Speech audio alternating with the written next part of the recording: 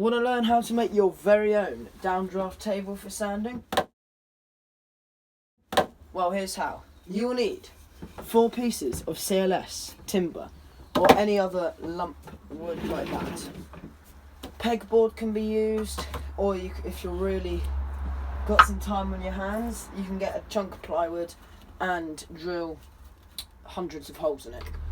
Grab a pencil or a pen or whatever you've got lying around and just mark roughly where you want it. So I've gone there. You might not know that.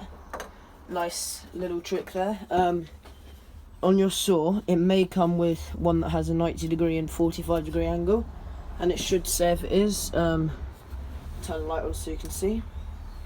So here in the corner of mine, there it says 90, and then there 45°.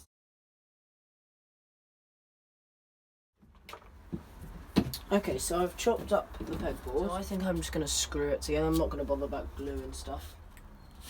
Give this a nice tighten down. I'm going to drill these holes in. I'm going to do 2 holes in each end.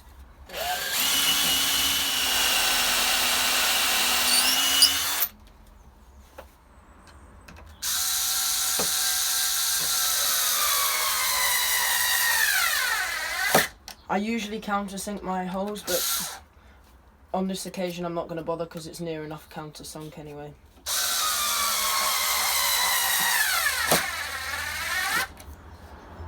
You can see it's almost flush with the end, so I'm not going to bother. Right, so there's our basic base, and as you can see I really haven't bothered cutting it all very well because it's just a rough and ready sanding table. So now we need to turn it over and build the base.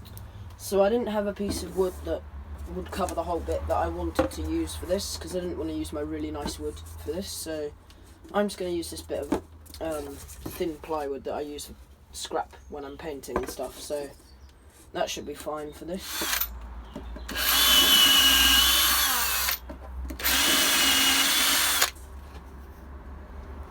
And it's as simple as that.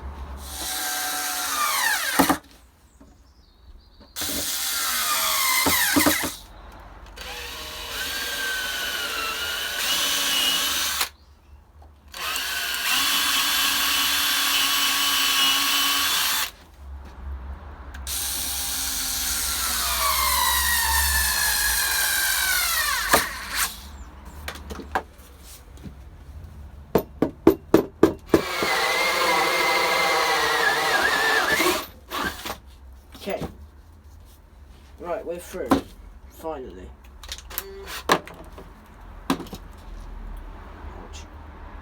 Yeah, remember your drill bit will be absolutely boiling. I didn't think about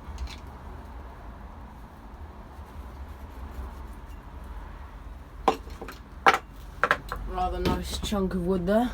I don't know if you guys can see that, but the hole is perfect size. It does definitely suck dust away, which is kind of the aim of it, so that's brilliant.